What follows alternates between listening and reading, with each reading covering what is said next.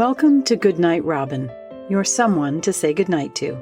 I'm your host, Robin Rice. Tonight's episode is sponsored by me at robinrice.com. And in particular tonight, I want to tell you about my work as a thinking partner. I'm so excited that in my life, I've had the opportunity to work with truly some of the most brilliant minds in the world. But I also work with people who would never say that about themselves. And I'm a thinking partner, thinking through your life, thinking through your business, thinking through the ways that you appear in the world through social media, thinking through a social change project or a podcast like Goodnight, Robin. You know, even the greatest minds, they get stuck in the quagmires and the eddies of their own thought processes.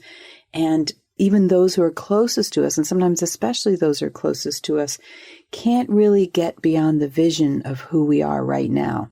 Well, I don't limit myself to that. I like to see who you are, who you're going to be, who you are meant to be, all of those kinds of things. I go deep into that process as part of our thinking partner work. At the moment, I have a sale on for the winter, so you can get a reduced rate for 1 or 3 sessions with me. Go to robinrice.com and click on Thinking Partner under the Mentor tab. The link is also in the show notes.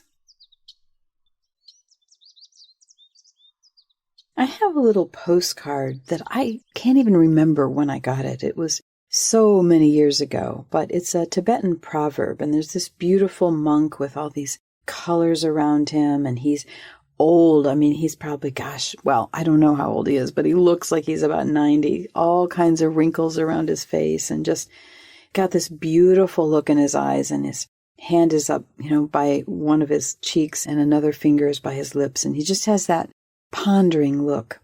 And the quote on it says, "Just become like a child that discovers the beauty of the world every moment, again and again." And I especially like this because it's pretty much my morning practice in a nutshell.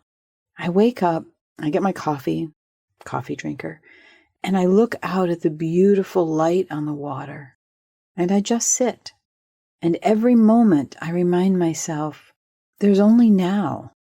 This is it. The now is only now. And my mind will take me out to the future and think about all the things to do and things to come and what I know and don't know and what I need to figure out. And sometimes it'll take me into the past, but to be honest, not that often anymore. I don't really think about the past too much. To me, it's already gone. I think about my children, and they're grown up now, and I normally don't talk about them on here, and for their privacy. But one thing I can say that's universal is they'll never be 4 years old again. They're adults. They'll never be 4 years old again. That's gone. And as much as I loved them when they were 4 years old, that's not here anymore. This moment right now, this moment while you're listening is the one that's here. And it's this, and then it's this, and then it's this. And everything else is happening in some other part of our brain, some part that's thinking and creating, and those parts are really good. But no matter where we go, when we show up to the next thing that we're doing, we're just going to be in the present moment. That's all we've got. That's all there is. And I think something inside of us really fights that. I used to fight that much more. I don't fight it so much now. I just sort of revel in it. And I say, wow, what's beautiful about right now? Or as this proverb says, just become like a child that discovers the beauty of the world every moment, again and again. And then I ask myself, where can't I do that? Where am I stuck? I can't see the beauty in this. I can't be in discovery around this. I think I know. And I don't know, but I think I know, so I get stuck and I get stubborn around it. And then I try to just loosen that up a little bit. I just try to open things up a little bit. There's a meditation that I use, which is ice melting. And so when I find something like that, I imagine it as like a piece of ice cube from the freezer. Nothing fancy, just ice, a piece of ice cube from the freezer. And then I just imagine it melting in my hand, very cold, but my hand warms it until it's gone. And, sometimes I move it hand to hand because, obviously it gets pretty cold. But the idea of watching my own hand melt my own resistance is a very powerful tool. It's a very powerful metaphor. And it's so tangible and so easy, and it's free. Go to the freezer and get one. watch it melt away. I guess what's happening in this podcast is I'm telling you a lot about the practices that I have and the things that are important to me.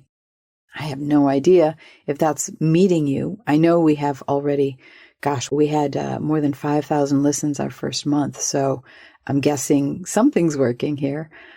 But I hope that these little ideas, these ways, just sharing myself and how I live my life, I hope somehow they're helpful. And while I'm never perfect and I'm never going to be perfect, in fact, I revel in the idea that I will die imperfect. That's awesome that I will die imperfect. Maybe we'll talk about that on another day. I love that idea that I can just be in this moment and then I'll die imperfect. And I'm not a big meditator in the traditional formal sense. I'm very much a contemplator, as you might imagine, if you've listened to me at all. But this idea, this beautiful idea that I can just sit there and be in this moment, be in the child, be in the beauty, and break down whatever it is that seems to be in the way of that. I don't know. I think it's not a bad way to go. Thanks for listening. Love to you, my friend.